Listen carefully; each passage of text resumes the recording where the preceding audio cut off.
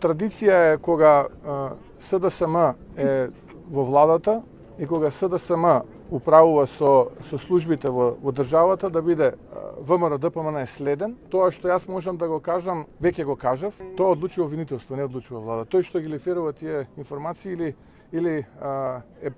би рекол правна аналфабета или се обидува да ја политизира работата. Класифицирани информации декласифицира Тој што ги класифицира. тој што ги класифицирал или дирекција за безбедност на класифицирани информации. ДБКИ.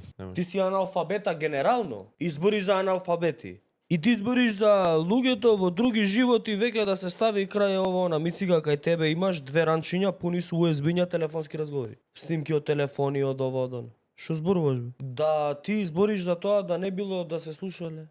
Ти повикуваш. Ај декласифицирајте ги овие. Јави му се на Боки. Не ги декласифицирајте. Пуштете ни свиркаш на нас, нека ни ги дае, класифицирани ќе ги објавиме. Ние ќе ја преземеме одговорноста. Ај пуштете ги.